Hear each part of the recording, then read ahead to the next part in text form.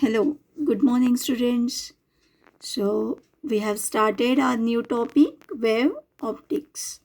So, in the last lecture, we have seen what is the light and the different two theories of light.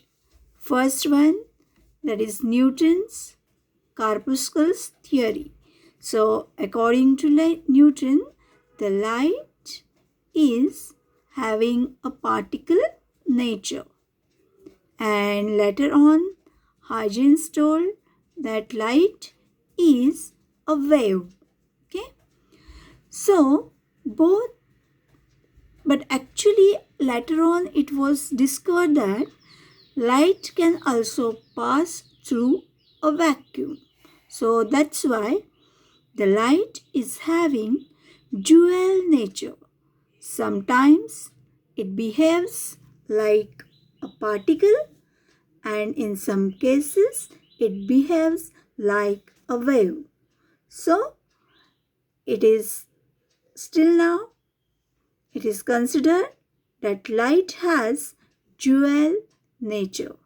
Okay, so let us see if we will consider light as a wave.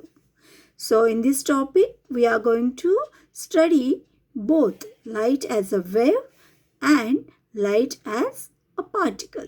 So let us first think about light as a wave.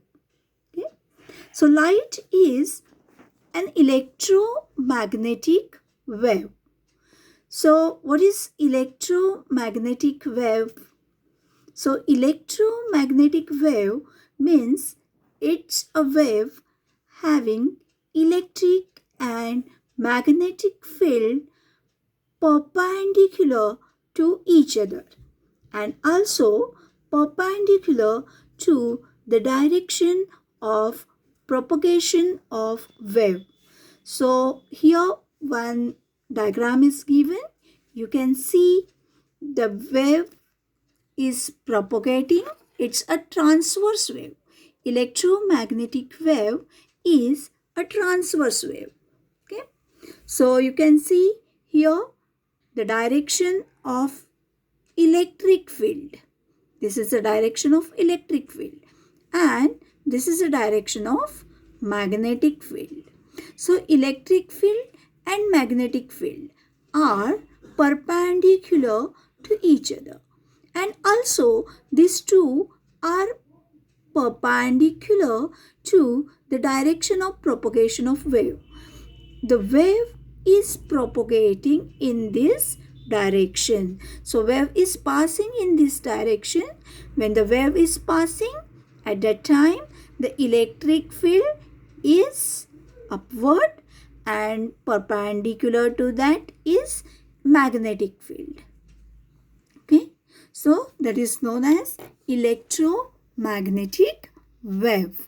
So EM means, in short, electromagnetic waves can have the wavelength ranging from very short, that is even smaller than femtometer.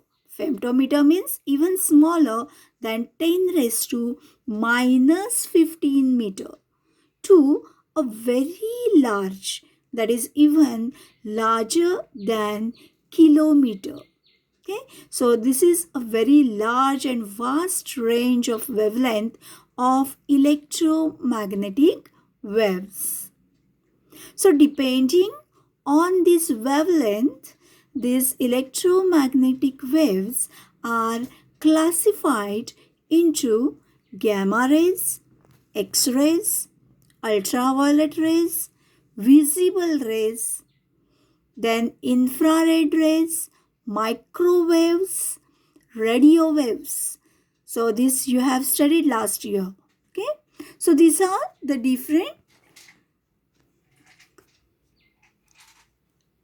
rays which are within a range of electromagnetic waves.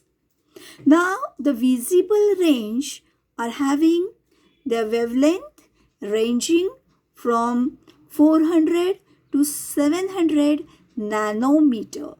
Okay, so within this range the visible light is there.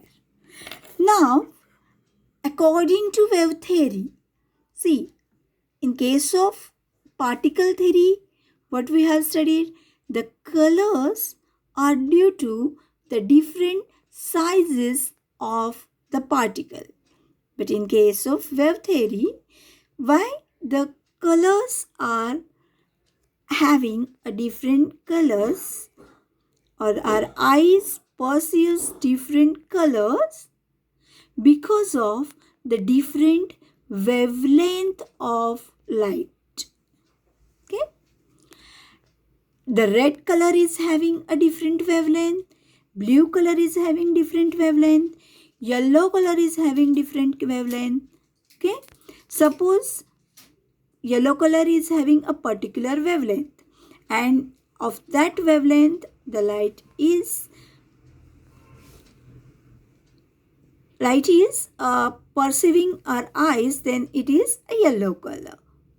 Okay, so the very short wavelength is the violet color's wavelength, and the largest wavelength is a red color wavelength. Okay, so last year we have studied about this, why the sky is blue. Okay, even at the time of sunrise and sunset, you can see the reddish color in the sky. This you have studied even in 10th standard. Because of a different wavelength, we can perceive different colors of light. Okay, but what about the white light? White light consists of, it is a mixture. It is the mixture of all the wavelengths. Okay, all color wavelengths, and it's a white. But when the white light incident on any transparent material, you can see there is a dispersion of the colors. Why this happens? Because the white light is having a one angle of incidence, okay, a common angle of incidence. But when it passes through that medium, then the angle of refraction is different for different colors. So due to different wavelength, the refraction is different, and that's why you can observe the different wavelengths with different colors, that is a rainbow, when it passes through a transparent material. Okay, this is, we call it as the dispersion phenomenon. Okay, you have studied last year when the white light passes through prism, right? So light is an electromagnetic wave. Okay, so let us study how this wave propagate. Okay, light wave is an electromagnetic wave. Till here we have come to the conclusion. Now, how this wave propagates, that let us study. So for the propagation of any wave, before going to that, let us consider the 2 points, that is primary source and secondary source of light. Okay, so how the light is propagated is given by Huygens wave theory. We call it as Huygens wave theory. So before that, let us see some definitions here: primary source, secondary source, and wavefront that we are going to study today. See, what is a primary source of light? The source that emits the light. The source that emits the light, from where the initially light comes. That is known as primary source of light. Now, this source can emit the light because of high temperature, then it may be because of effect of current passing through it, or maybe because of chemical or nuclear reactions. So see, because of high temperature means is a very good example is the sun, stars, okay? Because of their high temperature, they are radiating some heat or light energy, and we call it as radiations. Then effect of current, okay? That is, you might have seen, that is tube light. When the current passes through that gas, you can see the light is coming. Even TV, television, that is effect of current. Okay, and chemical or nuclear reaction. See, chemical reactions, firing crackers, fires. Okay, then even nuclear generator. These are giving out the light. Okay, so these are known as primary source of light which emit the light. Then what is secondary source?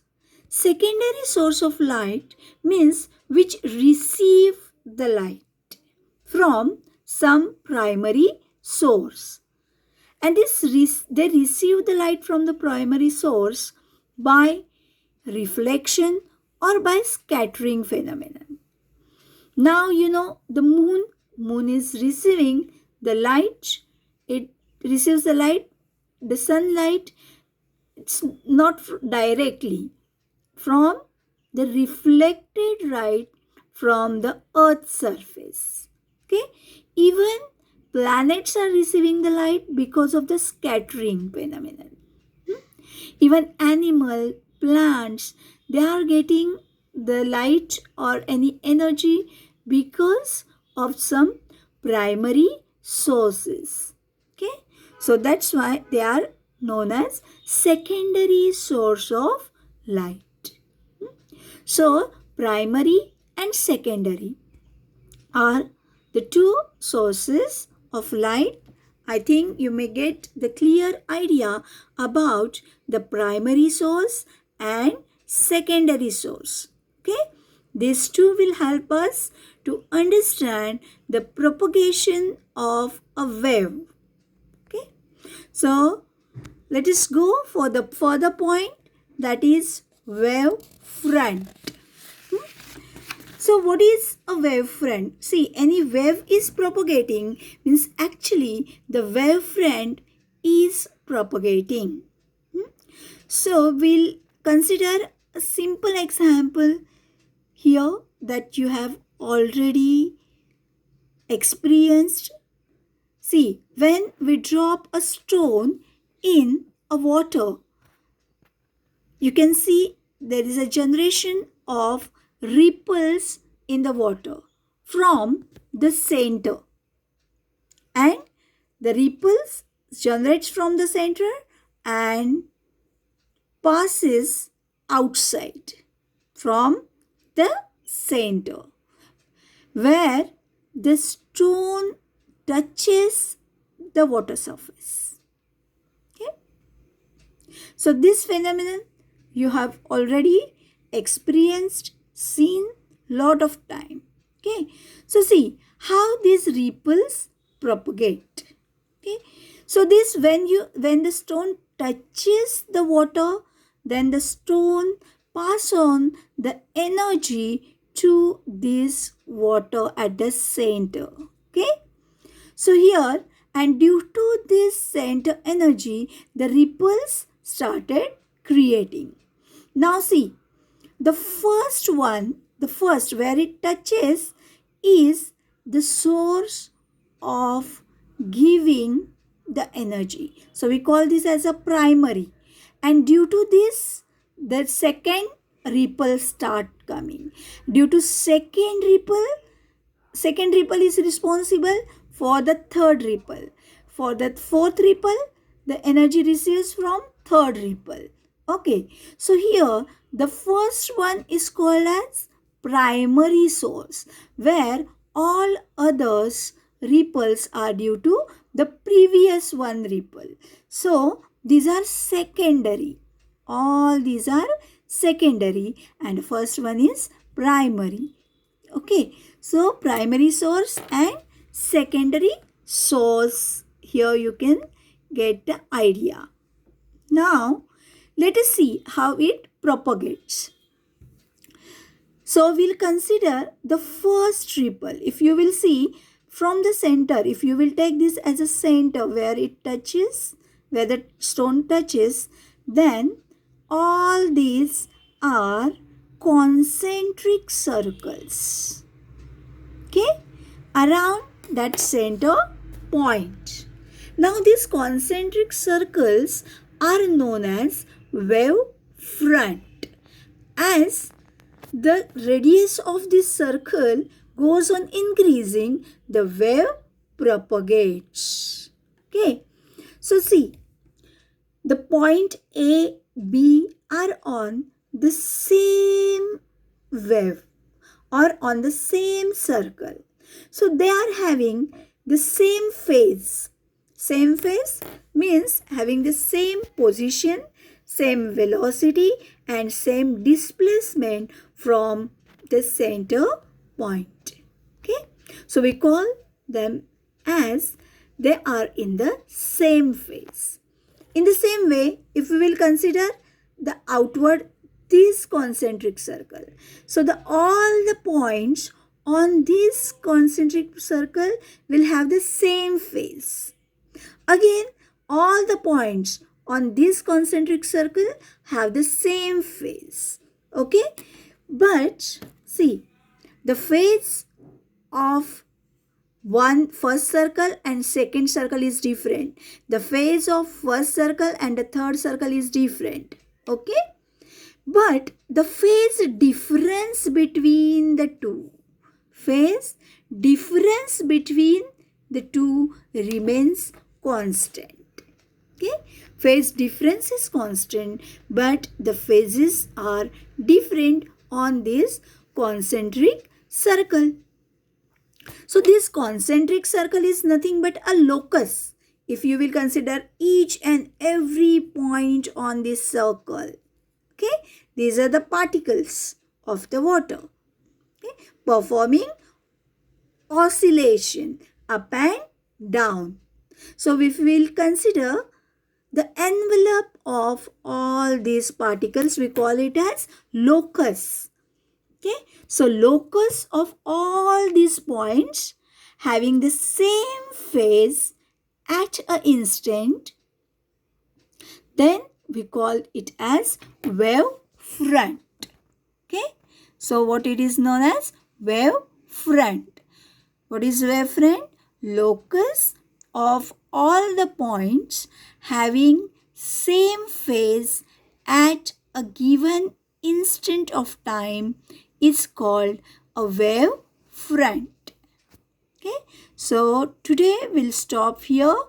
In detail about the wave front we'll discuss in the next lecture.